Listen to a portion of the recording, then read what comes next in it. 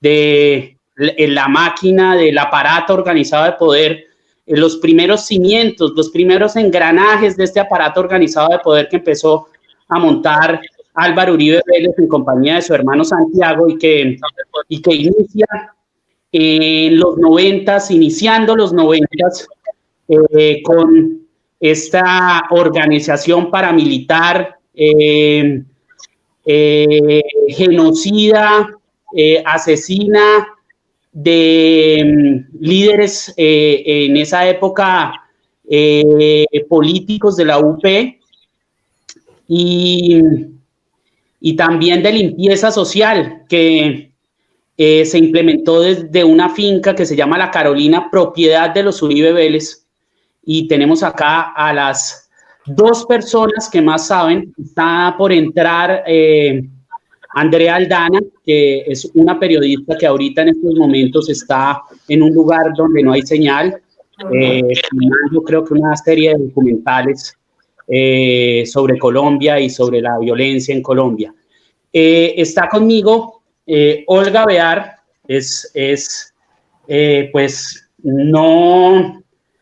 no hay que presentar mucho a Olga. Ella es periodista, politóloga, escritora, muy conocida en Colombia. Ha publicado y presentado sus investigaciones en los principales medios del país. Es docente universitaria, directora de la Unidad de Medios de Santiago de Cali. Fue premio Simón Bolívar, premio ANIP, premio CPB, premio norteamericano GLAAD, y pues es coautora de más de 20 libros, dentro de los cuales se cuenta Noches de Humo, que me marcó a mí mucho cuando yo estaba en la universidad y que ha marcado mucho, digamos, los pasos que he dado en la vida, y en ese sentido tengo que agradecerle mucho. Ahorita publicó el libro El Clan de los 12 Apóstoles, y ambos libros se encuentran disponibles porque hay una reedición de Noches de Humo y se encuentran disponibles en todas las librerías del país. Sigo con Daniel Pardo. Él para mí es un honor tenerlo acá frente a mí. Lo encontré desde hace mucho tiempo en los expedientes, lo encontré en la jurisprudencia, lo encontré cuando leía mis investigaciones. Un gran defensor de derechos humanos. Ha estado como defensor siempre de víctimas en procesos de parapolítica, en procesos de masacres, en procesos de asesinatos selectivos, siempre defendiendo los derechos humanos. Hasta ha llegado a ser pues muy reconocido por las defensas que le ha hecho al senador Gustavo Petro y diría yo al presidente que elegimos todos, pero que no se puso la banda porque le robó la presidencia esta mafia y esta empresa criminal genocida, poniendo al muñeco que tenemos hoy de presidente, que es Iván Duque. Daniel Pardo fue también el que logró las medidas cautelares que dejaron a Petro en la alcaldía, a Gustavo Petro, y ha sido el primero en muchas cosas. Fue el primer abogado que participó en el proceso del Palacio de Justicia después de la muerte de Eduardo Maña. Logró la primera condena de un agente del DAS, Germán Vicente Cuellar, y pues es el primero que ha logrado meter tras las rejas y lograr una medida de aseguramiento de alguien cercano al círculo de Álvaro Uribe Vélez, como es su hermano Santiago, el hermano del Matarife.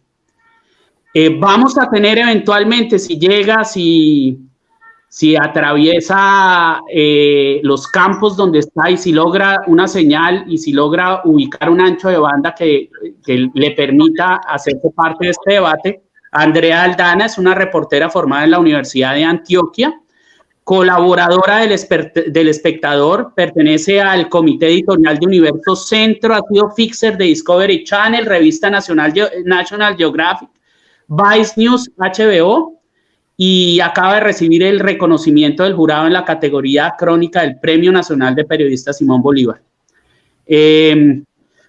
Bueno, pues admirados los tres, muy admirados, pero en Colombia y muy reconocidos en Colombia, y por parte de Francia está Guylaine Rouhol con nosotros de Le Parisien. Ella es una periodista que desde hace 21 años ha tenido una cercanía con el país. Ha hecho varios reportajes sobre Colombia y acaba de publicar un libro en español, escrito por ella en español, sobre los falsos positivos, que se llama La verdad del Cabo Mora. Guylaine, pues en el afán de proyectar a estas masacres que se han hecho en Colombia y este genocidio casi perpetuo que no hemos dejado de vivir. Bueno, yo quiero empezar por Olga, y pues teniendo en cuenta que ella acaba de escribir el libro del clan de los 12 apóstoles, que la gente está leyendo mucho, y quiero que, Olga, cuéntame quiénes eran los 12 apóstoles, cómo nació el grupo y dónde operaba. Bueno, yo lo he resumido a veces en varios pasajes del libro con una frase, y es que no eran 12 ni eran apóstoles. En realidad esa fue una organización que se fue gestando poco a poco, no fue como si dijéramos, tomaron una decisión de alto nivel y entonces vamos a crear un grupo que va a cumplir estas tareas, sino que fue algo que se fue formando poco a poco, en la medida en que estaban sucediendo varias cosas en esta región circundante con Yarumal, Campamento, Santa Rosa de Osos, etcétera, en Antioquia. El grupo propiamente dicho nació como una organización de limpieza social que tenía como objetivo, por lo menos así lo manifestaban, como hacer limpieza de los indeseables en el pueblo, en Yarumal y Campamento, que es la zona vecina. Entonces allí había expendedores de, digamos, lo que hoy se llamaría microtráfico, había drogadictos, había vagabundos, yo qué sé, gente de la calle, y evidentemente sí, algunos de ellos resultaron matándolos, pero detrás de eso había verdaderamente una organización criminal que se estaba gestando y que había nacido de diferentes sectores, pero fundamentalmente de aquellos que están relacionados con los grandes latifundios de esa zona, fundamentalmente productores de ganadería, de lechería y demás.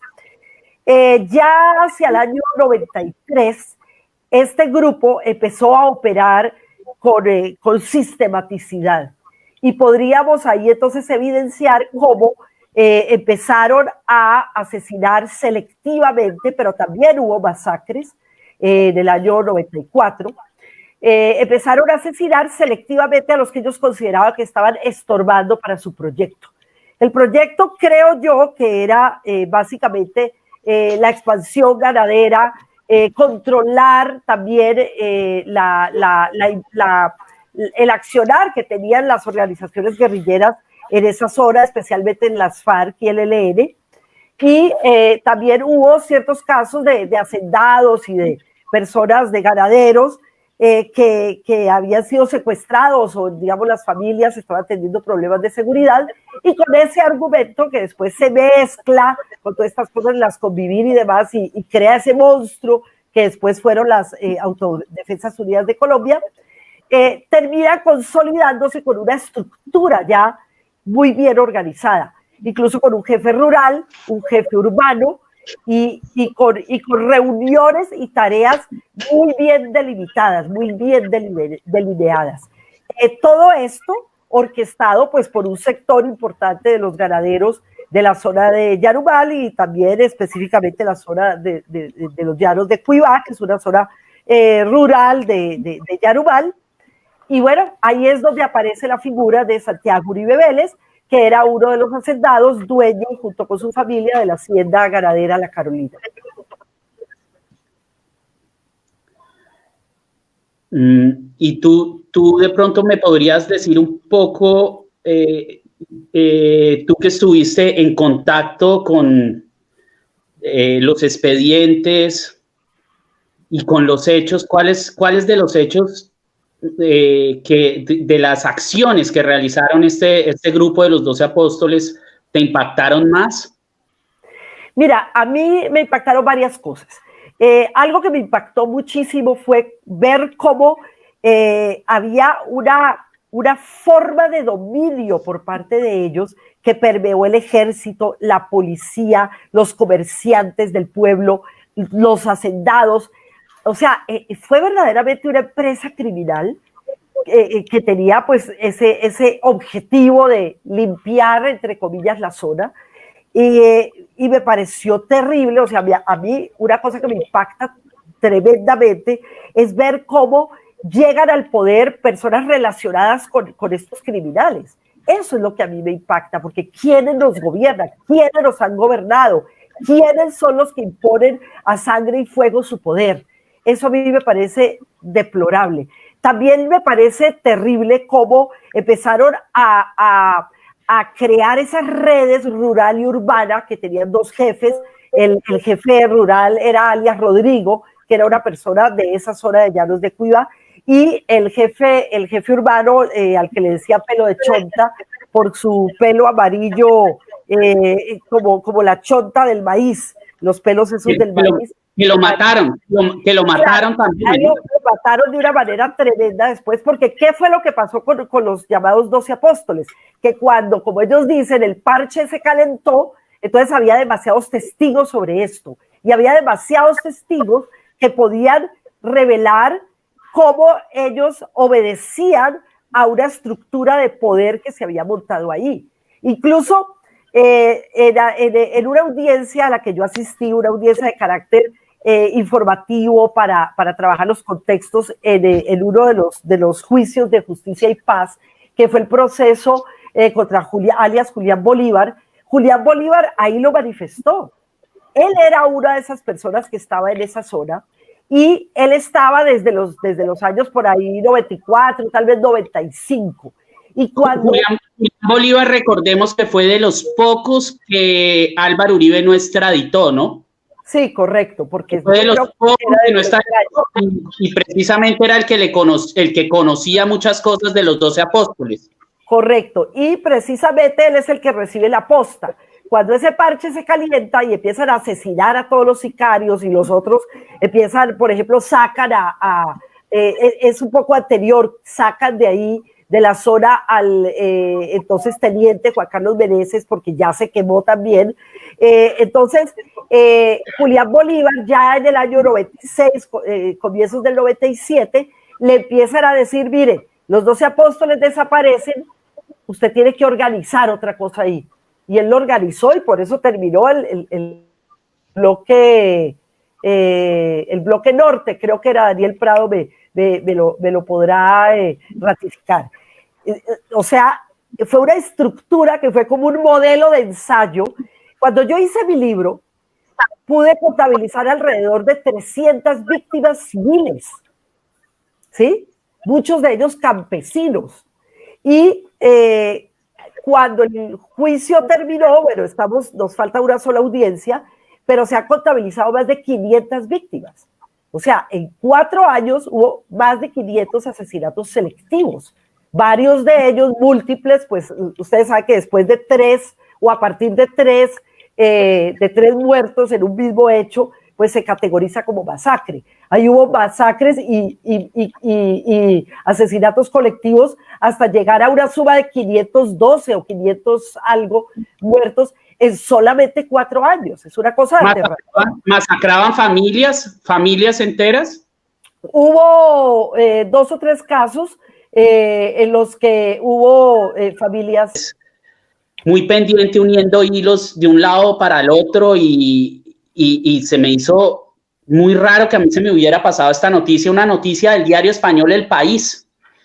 Y en esta noticia hablan de cómo unos empleados de la finca La Carolina, que habían sido ofrecidos como testigos por la misma defensa de Santiago Uribe, narran la relación directa entre los Uribe Vélez, los sicarios de los 12 apóstoles y el vínculo que tenían con las masacres y con los crímenes.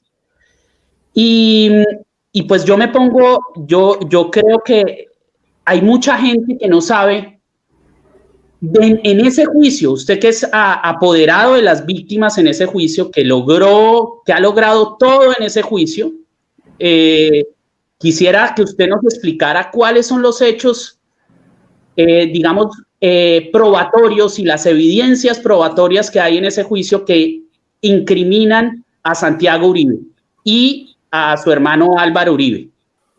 Y hablando del origen de los 12 apóstoles, yo quisiera ver si tú has visto algunos vínculos o nexos en común entre el caso de los 12 apóstoles y los falsos positivos, específicamente del origen. Pues del origen, el origen creo que la tenemos que buscar en la violencia que asocia a los paramilitares y el Estado. Eso es el primer vínculo. Tú me estás hablando de punto en común, ¿sí? Entonces... digamos del origen. Yo después quisiera de pronto hablar de los patrones, pero hablemos del origen. Pues del origen es... La causa. Pues la causa es el pues primero hay puntos en común. Se podría decir que eso se desarrolló en el tiempo, en dos tiempos distintos, ¿no? Se puede pensar que esos hechos son lejanos en el tiempo, pero en realidad son muy cercanos, ¿no? Son muy cercanos porque los falsos positivos, cuando hablamos de falsos positivos, inmediatamente pensamos en los casos de Soacha en 2008. Y cuando se habla de los 12 apóstoles, estamos hablando del principio de los años 90. Pero los falsos positivos son muy anteriores a los casos de Soacha. Un cable de la Embajada de los Estados Unidos en Colombia en 1990, ya hablaba de abuso en operaciones conjuntas con grupos paramilitares armados en los que participaban oficiales y reclutas militares. Eso en 90, ¿sí? Hubo un informe de la CIA de 94 que dijo que el ejército colombiano asesinaba a civiles de izquierda en áreas de presencia de la guerrilla al cooperar con grupos paramilitares vinculados al narcotráfico, especificando que mataban a los combatientes capturados, o sea, 90 y 94. Y cuando uno mira lo que pasaba también en esta zona de Antioquia, en Antioquia, en el libro de Olga Bear se habla de una masacre que se cometió en Puerto Valdivia en abril de 1990, ¿sí? El 18 de abril de 90, en que 5 campesinos fueron detenidos por una patrulla de un batallón de la 4ª Brigada, fueron detenidos. Yo creo que había 2 mujeres, 2 hombres y dos niños, 2 menores de edad, me parece, torturados, asesinados y sepultados en fosas comunes para luego ser presentados como guerrilleros del Frente 18 de las FARC, ¿sí? Abatidos en combate. O sea, eso fueron ya falsos positivos en 90, al mismo tiempo en esta zona. Entonces, bueno, ya vemos que no hay distancia en el tiempo entre los falsos positivos y los 12 apóstoles. Y el origen, pues, es la violencia que asocia a los paramilitares y el Estado. Y cuando hablas del Estado, pues cuando hablas del Estado en ese momento vemos que el Estado en los 12 apóstoles era Antioquia. Uh-huh. Y el Estado en los falsos positivos, pues era Colombia y era, digamos, el Estado, era la nación para ese momento. Hay un punto en común que vincula, digamos, al microestado urbano de los 12 apóstoles y al gran Estado que después fue en el que se desarrolló la violencia de los falsos positivos que fue Colombia entera. Pues sí, en una parte se habla de Antioquia, en otra parte de los falsos positivos, eso fue en todo el territorio. O sea, en una parte se habla de Antioquia, en otra parte se habla de Colombia. Pero para Antioquia, en estos años, en 90, ¿quién iba a ser gobernador de Antioquia? ¿Quién tenía influencia y poder en la región? ¿Sí? Incluso en el libro... ¿Quién? Pues en el libro de Olivear, Pedro Meneses lo dice. Él dice que Santiago Uribe le asegura a él, ustedes no se preocupen, mi hermano, tiene los mejores amigos allá en Bogotá. Yo ya hablé con Álvaro y eso ya está listo. Lo dice Meneses, que cuenta toda la historia en el libro de Olga. Y de los falsos positivos, cuando estallaron, ¿sí? Cuando fueron al máximo de los crímenes, ¿sí? Entre los años 2006, 2008, vamos a ir a decir, en el principio de los años 2000, ¿sí? ¿Quién había impulsado la política de seguridad democrática que necesitaba resultados? Y estos resultados se medían en bajas y bajas para mostrar la lucha que se hacía contra los grupos subversivos. O sea, es la misma persona. ¿Cuál? Tú me podrías decir quién, entonces... Pues acabo de decir, Pedro Meneses habla de Álvaro Uribe Vélez, el futuro gobernador de Antioquia, el presidente de la República que impulsó la política de seguridad democrática. En ambos casos se trata de terrorismo de Estado. Estamos hablando de violencia de extrema derecha. Incluso, Daniel, esto es anterior, porque ya en el año 1987 dice Jair Klein que había un hacendado y que él, aunque no recordaba mucho quiénes eran, uno le llamó la atención porque después lo vio volverse congresista y llegar incluso a ser presidente de la República, y dijo en una audiencia de Justicia y Paz su nombre completo. Dijo: uno de los hacendados que pagó el primer entrenamiento que yo hice fue el señor Álvaro Uribe Vélez, lo identificó ahí. Entonces estamos hablando de una persona que a través de la historia no produce hechos o situaciones sorprendentes, sino que hay una continuidad en el tiempo. Le voy a hacer una pregunta a usted, Daniel, y después vuelvo a Olga, que la quiero aprovechar lo más que se pueda, porque dentro de poco de pronto nos tiene que dejar. Entonces quiero ver qué tanto le puedo preguntar, y porque le tengo muchas preguntas a ella después de haber leído esa obra tan interesante y necesaria para Colombia como es El Clan de los 12 Apóstoles.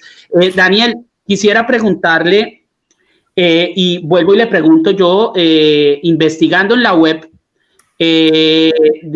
preparándome para este envío, me doy cuenta que hay una noticia que yo desconocía, que llevaba años nadando ahí en el fondo de ese universo cibernético, y era una noticia del País que decía que los empleados de la finca de Santiago Uribe, que habían sido ofrecidos como testigo por la misma defensa de Álvaro Uribe, por el doctor Granados, habían dicho que había un vínculo estrecho entre los sicarios de los 12 apóstoles, que se conocían, que iban a la finca. Hablaron también de asesinatos en la finca y hablaron de un vínculo estrecho entre los hermanos Uribe, la finca La Carolina y los 12 apóstoles. Esto pues a mí me hace pensar que mucha gente no conoce en realidad las evidencias que hay en contra de Santiago y de Álvaro Uribe Vélez dentro de ese juicio que le están haciendo a Santiago Uribe.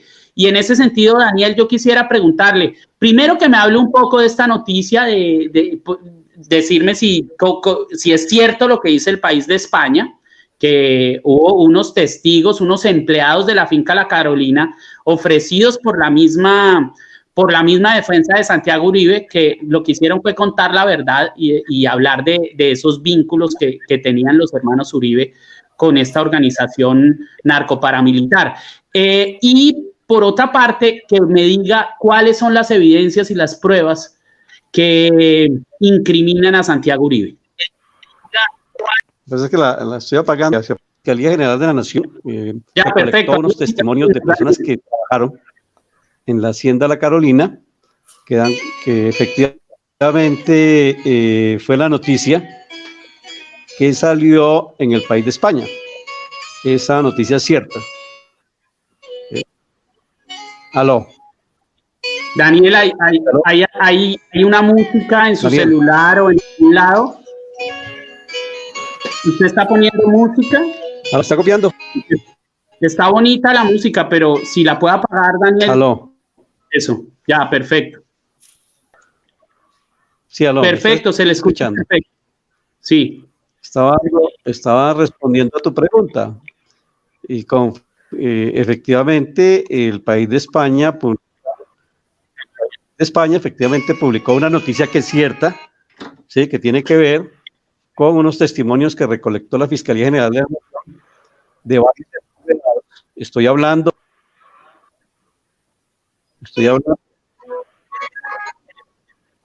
sí, y de varios empleados, Hacienda La Carolina, que dan cuenta de la presencia allí, bueno, lo que dice la noticia como tal. A mí por la reserva sumarial en el que se encuentra ese proceso, que es un proceso que se adelanta contra Alberto Osorio Rojas, quien era el mono de los llanos del Cuibá, así se llama esta persona. Ese proceso está todavía en etapa de instrucción y por lo tanto hacer referencia como tal a la prueba no es conveniente en mi calidad de apoderado de las víctimas.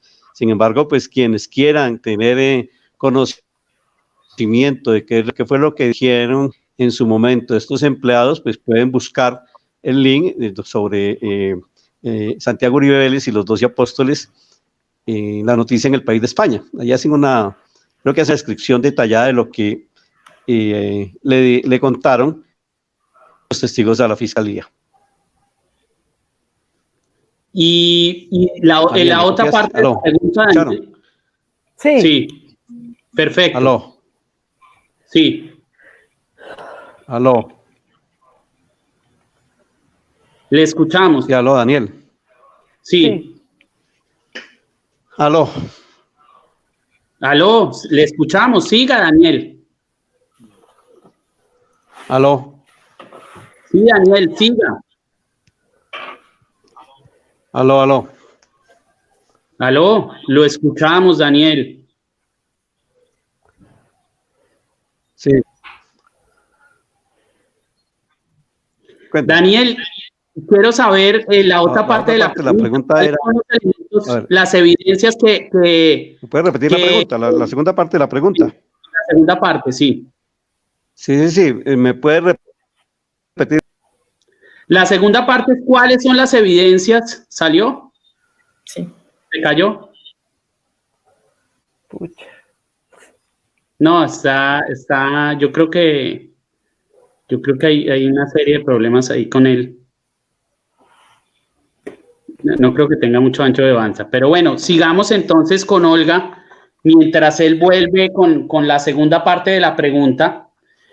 Olga, en abril, tú cómo, tu libro se basa es muy, digamos que tu libro nace del testimonio de el mayor Meneses. Yo quiero saber cómo llega a ti y que tú nos hables de quién es él y qué relación tenía él con los 12 apóstoles, por qué es un testigo tan importante en este proceso y cómo llega a ti. ¿Por qué llega él al proceso primero y cómo llega a ti después? Perfecto. Iba a proponer, si Daniel Prado puede contestarte la pregunta, después yo inmediatamente te la contesto para aprovecharlo. Perfecto, sí, eso está un poco, digamos que es los problemas técnicos nos hacen que este en vivo sea un poco sui generis. Daniel, la segunda parte de la pregunta, rápido, para que nos alcances el ancho de banda. ¿Cuáles son los elementos probatorios que vinculan a Santiago Uribe y a Álvaro Uribe en el proceso de los 12 apóstoles? Obviamente la primera prueba que lo vincula al proceso y con la cual se pudo reabrir la investigación es la declaración de Juan Carlos Meneses Quintero. ¿Sí? Sin embargo, al leer el expediente, desde 1994, en que comienza esta investigación, existe un cúmulo de pruebas de testimonios de personas que afirmaban que en la hacienda La Carolina era la base del grupo paramilitar que luego se denominó el de los 12 apóstoles, que desde allí salían las personas a operar y hacer lo que en algún momento Olga refirió como las labores de limpieza que se realizaban en los diferentes municipios de la región de Chorros Blancos, que es el noreste antioqueño. Entonces, y posteriormente aparece un campesino que trabajó en una finca anexa a la finca La Carolina, Eunicio Pineda Luján, quien contó con lujo de detalles las reuniones que realizaba Santiago Uribe Vélez en la hacienda de Álvaro Vázquez. Álvaro Vázquez es un hacendado que fue alcalde de uno de estos municipios, dueño de un restaurante y quien está aprobado dentro del proceso, trabajaba para el ejército, consiguiendo información, y era quien le pagaba al cura Javier Palacios. La presencia del cura Javier Palacios que origina el nombre del grupo para los 12 apóstoles. ¿Aló? Sí, perfecto. ¿Aló? Siga, Daniel. Sí. Sí.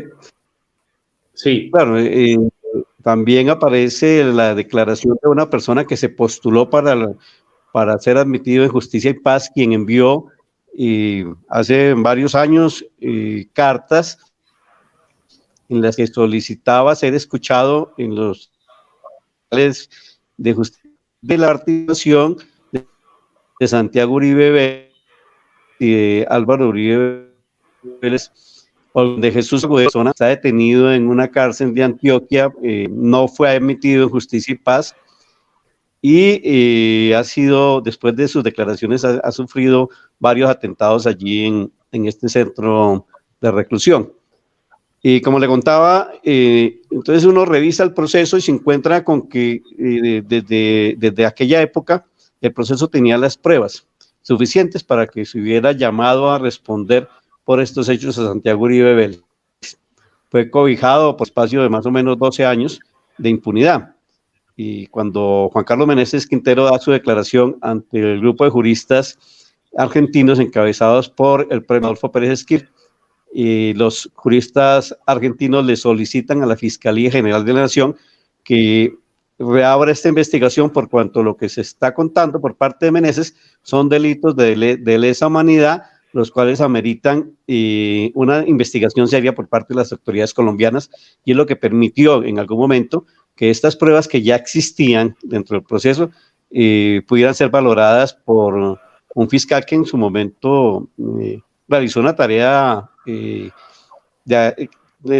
como le correspondía, pues en su carácter de investigador de estos hechos criminales, y le dio el valor a estas pruebas para dictarle una resolución de acusación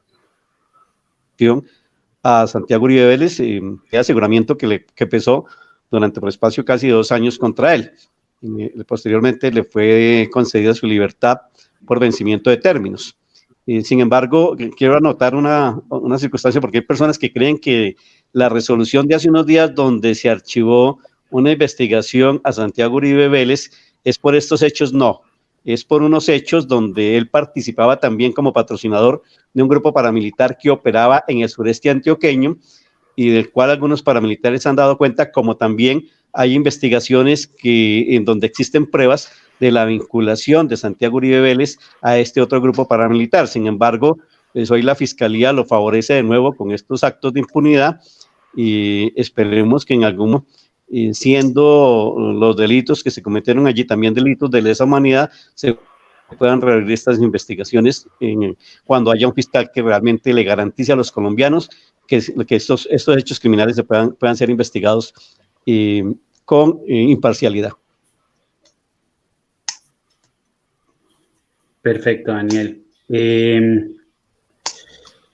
Es decir, usted dice que hay evidencias suficientes para que la Fiscalía no se hubiera inhibido de ese otro proceso que le abrieron a Santiago Uribe.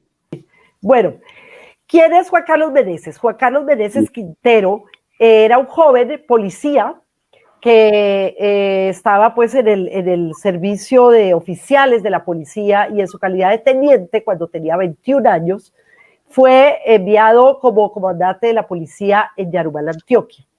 ¿Por qué llegó él ahí? Allí había un capitán, Pedro Manuel Benavides, que era una persona del círculo muy cercano de Santiago Uribe y de este grupo directivo y operador de los 12 apóstoles. Entonces, cuando... sí, ahí está de nuevo. Entonces, cuando Pedro Manuel Benavides cometió un error táctico, que fue pasear por todo el pueblo a un hombre que fue asesinado adentro de la hacienda La Carolina, y bajo la acusación de que era un extorsionista.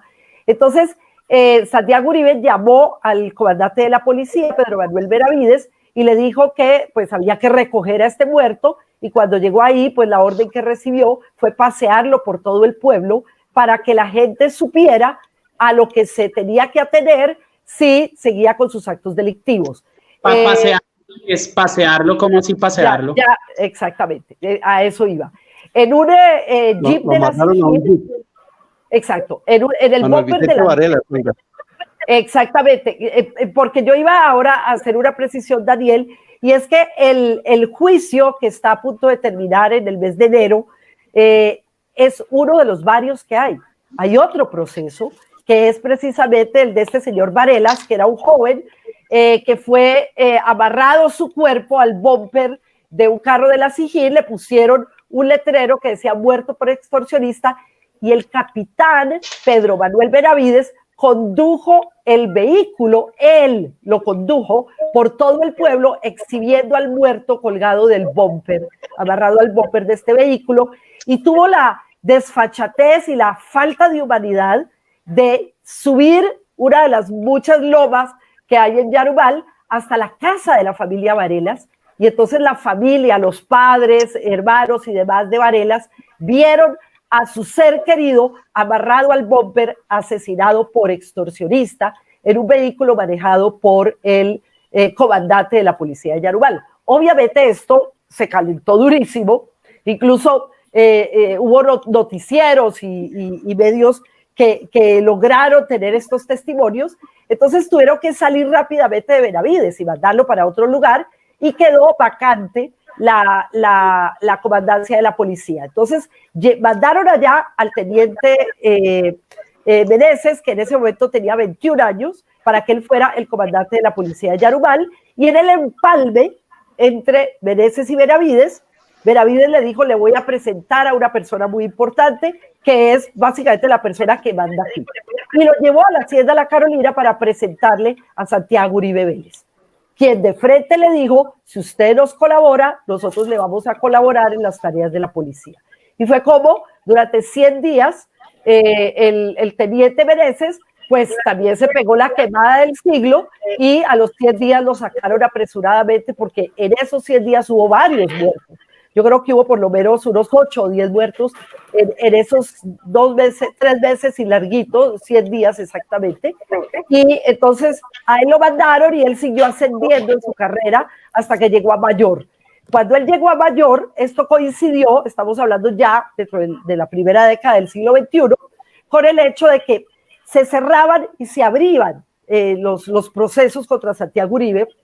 Y cuando vino el proceso de Justicia y Paz, una de las cosas, digamos, una de las verdades para negociar, que los paramilitares no estaban muy dispuestos a contar las verdades, pero una de las cosas que empezaron a decir algunos paramilitares en el proceso de Justicia y Paz, evocó todo este expediente impune de los 12 apóstoles, y entonces, claro, ya tenía que ir, digamos, perseguir a los pocos que quedaron vivos, que eran muy pocos y que se los puedo decir, se pueden contar con los dedos de la mano. Los jefes, Santiago Uribe, este señor Vázquez Arroyave, el de la finca El Buen Suceso, en donde trabajó Eunicio Pineda, Pedro Manuel Benavides, obviamente, el cura, el padre Palacios y Juan Carlos Meneses. Y de estas 5 personas, el único que no era leal a la causa era Meneses, ¿sí? O sea, él en realidad tiene que pagar por lo que pasó en esos 100 días en los que él estuvo ahí. Pero digamos que en su favor juega que él no fue paramilitar antes de llegar a Yarumal, y cuando salió de Yarumal no se convirtió en un paramilitar, siguió siendo un policía que hacía el trabajo que tenía que hacer en los diferentes lugares donde estuvo. Entonces, cuando a él lo empezaron a perseguir, cuando ya él vio que su vida y la de su familia estaba en peligro, entonces él huyó de Colombia, él se fue hacia Venezuela. Y cuando estaba en Venezuela, él hizo contacto con algunas personas, una de ellas, Daniel Prado. Yo creo que sería interesante que Daniel contara cómo se contactó con él y cómo fue que finalmente, se acaba ya creo que se debe estar conectando otra vez. Gracias a Daniel y a otras personas, él pudo llegar a Argentina a contar su verdad. Daniel, dígame, ¿hay pruebas que incriminan a Benavides, a este señor que arrastró al cuerpo del joven Varela, lo arrastró por todo el cuerpo, por todo el pueblo? ¿Hay pruebas que dentro del proceso que lo relacionan con Santiago Uribe y con la finca La Carolina? Daniel. Sí, claro. Sí, claro, existen las pruebas, existen las declaraciones de cómo Benavides le prestaba seguridad y asistía a las reuniones que se realizaban en la Hacienda La Carolina. Es más, cuando se presentó el hecho de Manuel Vicente Varelas, el homicidio de Manuel Vicente Varelas, este señor Benavides estuvo declarando, y hay una cantidad de contradicciones frente a lo que él afirma con lo que afirman las otras personas que estuvieron en su momento cuando fue asesinado Varelas. Sin embargo, como mecanismo de impunidad, encontramos que la Fiscalía realizó la ruptura de la unidad procesal.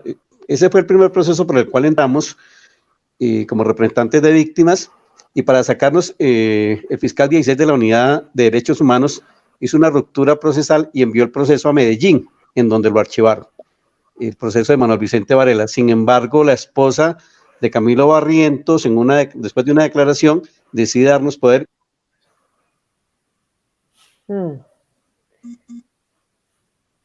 Camilo Barrientos es el chofer de un bus escalera que fue asesinado, y que es el proceso efectivamente por el que está a punto de sentencia en el juicio Santiago Uribe, correcto. Ya. Olga, mientras que vuelve otra vez Daniel, y digamos que nos toca ir rellenándole el diálogo a Daniel un poco, pero además es un placer oírte hablar a ti, y creo que todos los televidentes están maravillados de oírte hablar. Yo quisiera que tú me contaras la historia de ese cura que tenía 2 Biblias, que tenía revólver y que parecía, digamos, que en el alma tuviera una motosierra. Bueno, mire, yo creo que en el fondo el origen del cura Gonzalo Palacios es el mismo de tantos otros sacerdotes criados, digo yo, desde que eran pues unos simples aspirantes a sacerdotes por Monseñor Builes, que fue pues el gran cura godo de los años 30 y 40 en Colombia, cuando las órdenes de asesinatos de liberales en la época de la violencia liberal conservadora, en muchos casos era dada desde los púlpitos. Bueno, Gonzalo Palacios llegó a una de las varias parroquias que hay en Yarumal, que es la parroquia Santa Bárbara, que es una parroquia muy central en Yarumal. Y no sé de qué manera fue cooptado por esta gente o directamente él era uno de los promotores. No sé cuál es el origen exacto de cómo llegaron a juntarse, pero lo cierto es que el padre Gonzalo Palacios empezó, digamos, a formar parte de esta empresa criminal, al punto de que a los sicarios, a los colaboradores y demás, por el cura Palacios les empezaron a decir los apóstoles, ¿sí? Entonces, de ahí surgió el nombre de los 12 apóstoles, por el cura Palacios. Este cura llegó a tener una participación muy activa, hizo una cosa imperdonable, me parece a mí, y debiera ser imperdonable para los buenos católicos, y es que él recibía las confesiones de sus feligreses en las horas de la mañana, y en las horas de la tarde él daba las instrucciones a los sicarios, basadas esas instrucciones o esas informaciones en el secreto de la confesión. O sea, él violaba el secreto de la confesión para contar en qué estaban metidos los jóvenes a los que una noche después, 2 días después, resultaban asesinándolos. Con él hubo 2 hechos específicos. Uno, que hay testigos que lo vieron participando en uno de los operativos en los cuales mataron a una familia. Él estaba allí, formó parte del grupo que fue al lugar. Y lo otro es que debido a toda la cantidad de rumores que había y todo lo que se le decía, todo lo que se decía del padre Palacios, entonces a él le hicieron un allanamiento. Y en el allanamiento, cuando estaban inspeccionando todo, encontraron 2 Biblias. Abrieron una Biblia y tenía las hojas de papel de arroz muy bonitas, comunes y corrientes de una Biblia. Y cuando abrieron la segunda Biblia se dieron cuenta que era solo un chasis, era solo un cascarón. Y adentro de la supuesta Biblia, en vez de hojas, había un arma. Entonces era un cura que vivía armado. Él logró salirse muy bien de todo esto. Él estuvo detenido unas semanas, a él se le inició un proceso, pero como todo lo que decía hace un rato Daniel Prado, esto es un monumento a la impunidad. Y en el caso del cura, pues eso se quedó así. A él lo lograron, pues me imagino todo lo que se movió por debajo, a él lo lograron liberar de esto, y a él lo mandaron para otra parroquia en la ciudad de Medellín, en un barrio de Medellín. Y allí terminó sus días. Recuerdo mucho que hace unos 10 años, un grupo de periodistas del Washington Post trató de entrevistarlo cuando todo este escándalo se armó, y hace 10 años él dijo que no se acordaba de nada, que él no sabía, que en realidad, pues sí, que él sí había estado en la parroquia Santa Bárbara de Yarumal, pero que él no se acordaba, que él no sabía nada de eso que había pasado allá, que él no estaba enterado. Y después de eso nunca quiso recibir a ningún periodista, nunca quiso hablar con nadie, y murió hace tal vez unos 2 meses. Fue un caso que se quedó en la impunidad y bajo la protección de la iglesia colombiana, que en ese caso no cooperó para nada. Bueno, debe estar allá acompañado de todos esos angelitos. Así es. Sí. Ghislaine, ahora quisiera hablarte, tú que has investigado tanto el caso de los falsos positivos, y de verdad, creo que Colombia debe saber que en Francia está la persona que más sabe de falsos positivos. Yo creo que en el planeta entero es Ghislaine Roujol, hizo el libro de los falsos positivos que acaba de salir, de la verdad del Cabo Mora. Y tú, como sabes tanto de los falsos positivos, yo quisiera saber qué patrones comunes has visto entre los falsos positivos y lo que ha sucedido con los 12 apóstoles, lo que sucedió con los 12 apóstoles que tú has estudiado.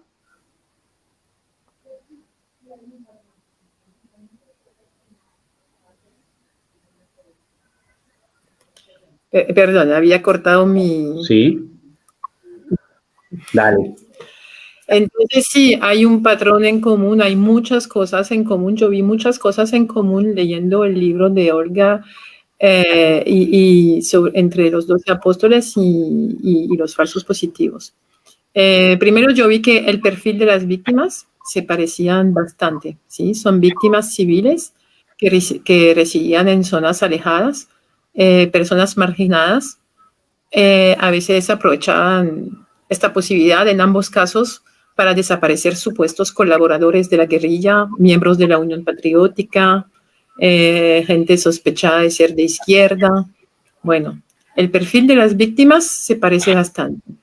Yo vi también en común la parte del financiamiento, porque había retribuciones por los muertos. También en los falsos positivos hay retribución por los muertos. Yo vi que había una protección y un apoyo de los líderes políticos.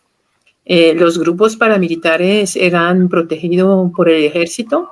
En el libro yo cuento que pues, es la historia del Cabo Mora. El Cabo Mora denunció casos de falsos positivos en Ocaña, norte de Santander, al principio de 2007. O sea, un buen año antes de los desaparecidos de Soacha que hicieron estallar el escándalo. Y cuando él se encontró con un paramilitar que casi lo mató, él estaba con un paramilitar, alias Leo, en la zona. Alias Leo le dice, estamos acá con la permisión de sus papás. Y los papás, en el lenguaje de ellos, quieren decir los coroneles.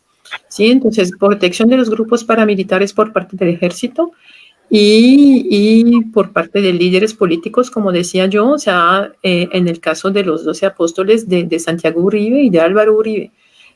Como decía antes, Juan Carlos Meneses dice, que Santiago Uribe le dice, ustedes no se preocupen, mi hermano tiene los mejores amigos allá en Bogotá, ¿sí? Yo ya hablé con Álvaro y todo está listo. Entonces hubo un encubrimiento institucional, también en el patrón el armamiento, en los 12, pues los paramilitares de los 12 apóstoles recibían armas de la policía, los paramilitares que cometieron falsos positivos también recibían armas del ejército para utilizar contra los civiles. O sea, hay muchos puntos en común. Hay como un protocolo también que aparece. Me impactó, bueno, yo... ¿Un protocolo? Pues, mira, lo que le despierte la sospecha a Meneses, según lo que entendí, es cuando lo trasladan en una zona roja, en Arauca, ¿sí?, en un lugar que se llama Saravena. ¿Y por qué lo trasladan allá? Lo trasladan allá a reemplazar un comandante de la policía que fue asesinado por la guerrilla. Y él entiende que eso es como un castigo, aunque él pues, entiende que es un castigo porque se da cuenta que si asesinaron el comandante de la policía allá, o sea, que le van a asesinar seguramente a él después. Y porque yo hablo de punto en común, es que Carlos Eduardo Mora, que empezó a denunciar falsos positivos y conexión entre los militares y los paramilitares en Ocaña, ¿qué hacen con él? Lo envían en San Calixto. San Calixto era un pueblo en una área que estaba bajo el control de una facción muy peligrosa del EPL y pues él pensó que iba a morir allá. O sea, él entiende que la idea es que lo envíen allá para que lo maten. O sea, que el protocolo es que cuando alguien puede molestar o va a molestar, sin matarlo directamente, lo enviamos en una zona donde eso va a pasar. Otras personas se van a encargar de esto. Otra cosa es que Meneses se dio cuenta también que los testigos estaban eliminados, o sea, casi se quedaba solito. Y pues eso también lo vi con algunos sargentos o militares que intentaron denunciar falsos positivos antes del escándalo de Soacha, o sea, que hubo varias denuncias que hubieran podido impedir que eso pasara si se había escuchado a estos militares que denunciaban. Yo estoy pensando en dos casos. En el caso del sargento Alexander Rodríguez, que él había denunciado ante la Fiscalía, la Procuraduría y ante sus superiores del ejército, que en su batallón les daban 5 días de descanso a los soldados que iban a obtener bajas en combate. O sea, si había bajas en combate, había días de descanso. ¿Y qué pasó con ese sargento? Apenas se había denunciado que le cayeron por encima por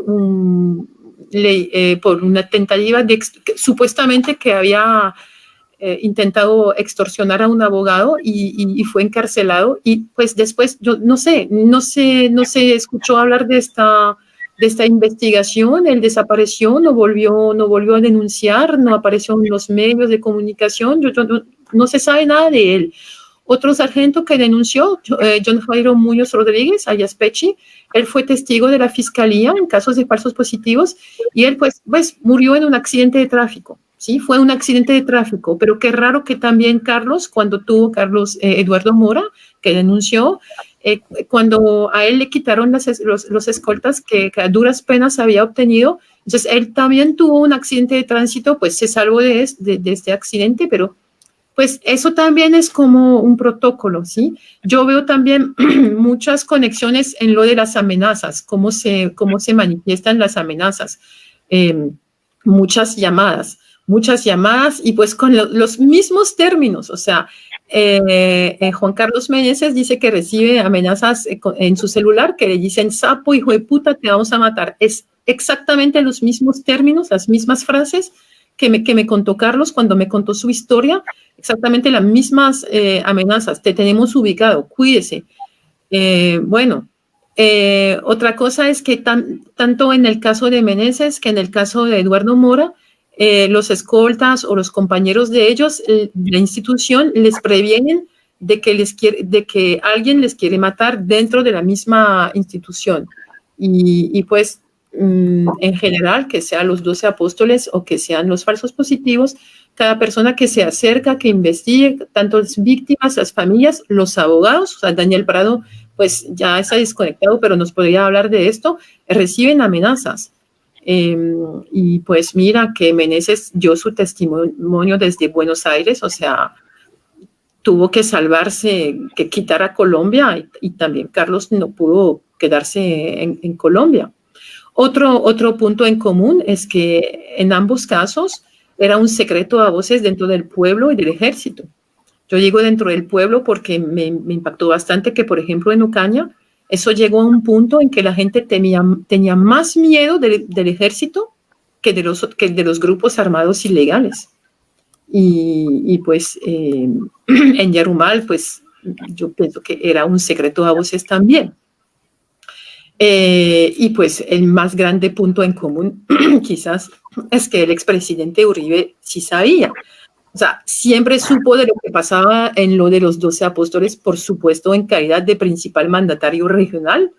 Incurrió, sabía y lo propició. Se trataba de su hermano. En los falsos positivos le advirtieron que eso iba a pasar y él lo incentivó para que las cifras de la seguridad democrática alcancen las metas. No lo digo yo, lo dijo Cristian Salazar Wolfman, el representante del Alto Comisionado para los Derechos Humanos de las Naciones Unidas en Colombia entre 2009 y 2012, ¿sí? Él en un informe, él asegura que la existencia de los falsos positivos era conocida por los altos mandos militares, el ministro de Defensa y el más alto nivel del Estado. Según él, el presidente Uribe fue alertado por su servicio en 2003 y 2004 y prefirió creer en la versión militar y no tomar ninguna medida al respecto. O sea, no lo digo yo, lo dice el representante del Alto Comisionado para los Derechos Humanos de las Naciones Unidas. O sea que hay muchos puntos en común, un patrón, un protocolo, las amenazas, todo se parece bastante. Es decir, lo que vemos es que Álvaro Uribe vino a repetir lo que había hecho y sus actuaciones, digamos, de encubrimiento de estos hechos genocidas, en la gobernación lo vino a repetir como presidente. ¿Podríamos decir eso, Glenn? Pues veamos que hay un nombre en común, veamos que hay muchas cosas en común y que sí, en Antioquia él iba a ser gobernador y tenía mucho poder en esa región. Y en el caso de los falsos positivos, que eso pasó en todo el territorio, eso sí empezó antes de que él sea presidente, pero sabemos que las cifras aumentaron mucho en este periodo de seguridad democrática en la cual había que lograr objetivos. Y estos objetivos se medían en muertos, en bajas, en combate. No servían los heridos, no servían las capturas. Todos los militares que declararon que, bueno, todos no, pero muchos militares que están declarando en la JEP, delante de la fiscalía, contaron que solamente había que tener bajas, o sea, bajas y bajas. No importaba cuál bajas, había que incrementar las cifras.